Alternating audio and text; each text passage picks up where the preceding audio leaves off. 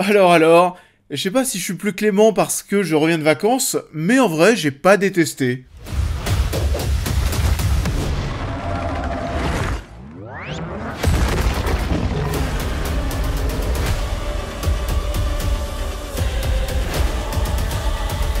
Bonjour à tous, j'espère que vous allez bien. Et bah écoutez, ça me fait plaisir de vous retrouver parce qu'il n'y a pas eu de vidéo ces 2 dernières semaines parce que j'étais en vacances, j'étais en Californie. J'ai fait donc Las Vegas, Los Angeles, San Diego, San Francisco, enfin voilà, c'était la folie. J'ai mal mangé, je pense que ça se voit peut-être un petit peu, j'ai un peu bronzé et j'ai aussi, alors on en parlera peut-être dans un live ou une vidéo prochainement, j'ai fait plein de choses, notamment à Los Angeles qui tourne autour du cinéma. J'ai porté un Oscar, oui voilà, un vrai Oscar, et j'ai visité les studios de Paramount, de Warner, d'Universal, j'ai des choses à vous dire bien entendu, et du coup, on va reprendre les vidéos avec un film que j'attendais pas forcément, c'est vrai. Il y a eu quoi d'autre pendant que je suis parti en vacances? Il y a aussi le dernier SOS Fantôme, mais pour le coup, ici, la vidéo est disponible, et j'avais vu le long métrage avant de partir, et donc, pour compléter ce rattrapage, ce Godzilla et Kong, le Nouvel Empire, qu'est-ce que ça donne? On en parle.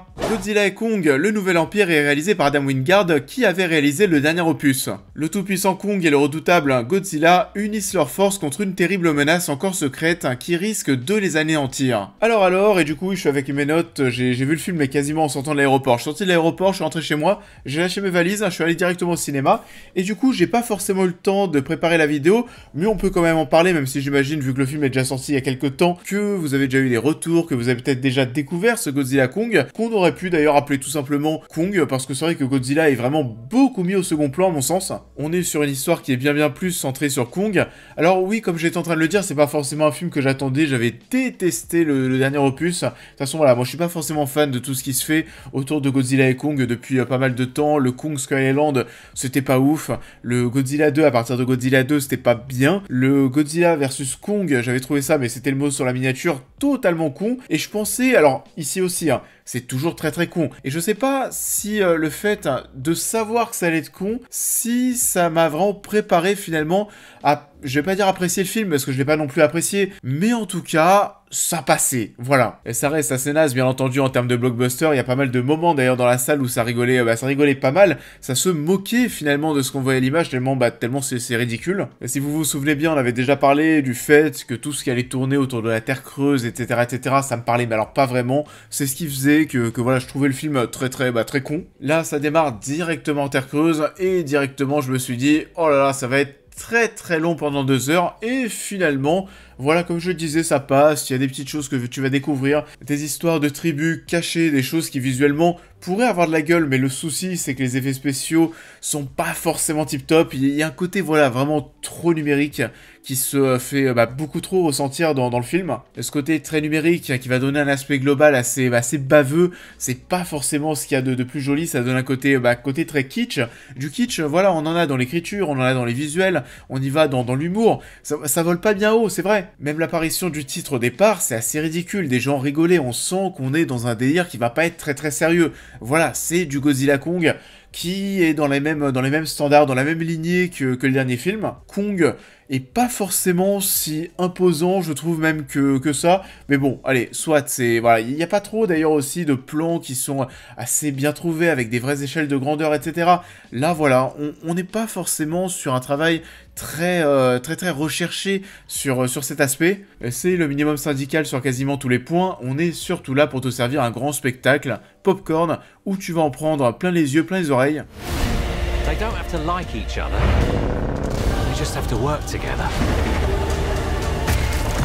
Now I have seen everything. Et bon, le spectacle, voilà, on était en train de le dire, il n'y a pas grand chose de recherché. Après, si vous aimez voir des giga-monstres, des titans se taper dessus, avec aucune histoire, aucun développement quasiment de personnages, pourquoi pas, voilà, ça peut le faire. On le disait, il n'y a pas grand chose à dire au niveau des personnages, à part que j'ai à peine reconnu Rebecca Hall dans un premier temps avec ses cheveux courts. Brian Tyree Henry est là pour apporter une petite touche d'humour, mais son personnage est vraiment plus qu'Osef. Le personnage de Dan Stevens fait un peu tâche, parce que voilà, c'est le personnage qui là aussi apporte de l'humour, qui apporte aussi beaucoup de musique.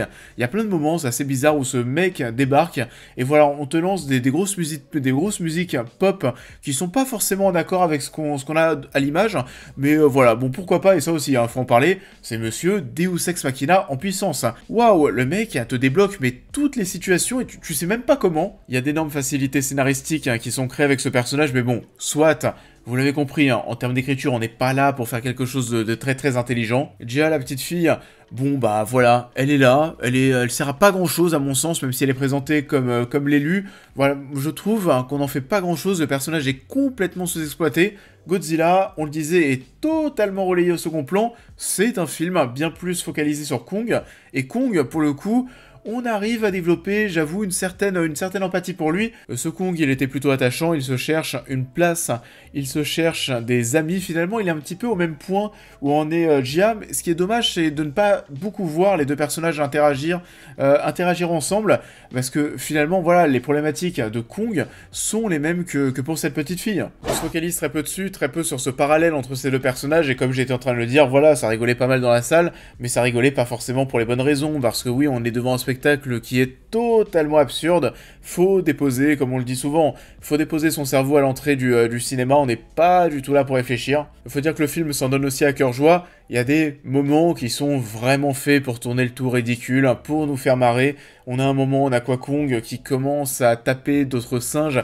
Vous savez, en prenant le petit singe avec qui il va commencer à se lier d'amitié, il va attraper ce singe et il va taper les autres avec. Il y a un moment, il y a un singe qui s'enfuit, et t'as Kong qui va prendre un caillou, qui va le jeter et qui va forcément lui tomber dessus. Il y en a un autre à un moment qui lui gueule dessus et on est en vision Kong, vue subjective, et on voit une droite qui part d'un coup. Voilà, il y a plein de choses comme ça, mais qui sont totalement aberrantes et qui sont là pour tourner le tout au ridicule. C'est pas du tout sérieux et c'est totalement assumé comme tout le reste, ce qu'on est en train de le dire. La réalisation, c'est pas forcément sérieux, il y a rien de recherché. Les visuels, c'est pareil, c'est très baveux, très numérique.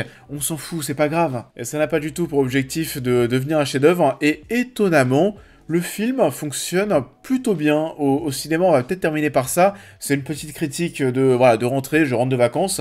Le film fonctionne plutôt pas mal et c'est assez étonnant parce que, si vous en souvenez bien, l'année dernière, tous les blockbusters qui, ont tendance à se répéter, ont tendance à être des suites, de suite à n'en plus finir, se sont tous, quasiment tous, cassé la gueule en 2023. Là, ce Godzilla Kong, sur le papier, ça avait tout aussi pour se casser la gueule au box-office, et c'est pas le cas. Donc c'est vrai que j'ai un petit peu de mal à comprendre pourquoi le film fonctionne. Est-ce qu'il y avait des attentes, sachant que le dernier opus avait pas non plus été ultra apprécié de ce que je me souviens. Donc le petit succès de ce nouvel opus est assez intriguant, ça a même fait un meilleur départ que Dune partie 2, c'est dire. Et je sais pas du tout ce qui a attiré de nouveau, sachant que le rassemblement entre Kong et Godzilla, on l'a déjà eu dans le dernier opus, c'était pas le gros point fort là cette fois-ci pour vendre le film. On a déjà vu ça. Donc voilà, je sais pas ce que vous en avez pensé, vous avez peut-être déjà été voir ce Godzilla et Kong. Encore une fois, je suis assez étonné de voir le nom de Godzilla en premier sur l'affiche. C'est un film bien plus centré sur Kong. Godzilla, vous savez quoi? Godzilla, en fait, il est en road trip en Europe pendant tout le film, et à la fin, voilà, il retrouve Kong. Kong, lui qui se balade avec sa hache sur l'épaule en terre creuse. On a du coup Kong, bûcheron en terre creuse, Godzilla en road trip en Europe, qui se retrouve à la fin. Voilà, c'est le synopsis, c'est le scénario. Dites-moi du coup ce que vous en avez pensé en commentaire. Pour ma part, j'ai moins détesté que le dernier opus, mais bien entendu, c'était vraiment pas fameux. Kong can't stop this on his own. He won't be alone.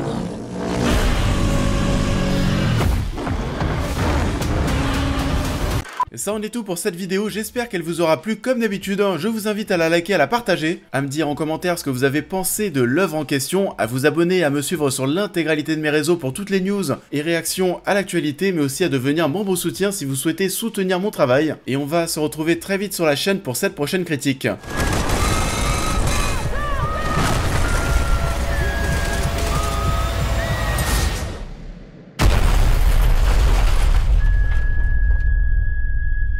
Et on va se retrouver cette semaine pour un autre film que j'attends pour le coup bien plus. C'est ma plus grosse attente bien sûr du mois d'avril. Le Civil War d'Alex Garland, j'avais adoré son dernier film, j'ai très hâte de voir ça. Et je découvre le film ce lundi soir en avant-première. J'ai très hâte de vous en parler et bien entendu, comme je l'ai évoqué, on parlera aussi de mes vacances aux US très prochainement. Je vous souhaite à tous un très bon début de semaine et je vous dis à très vite.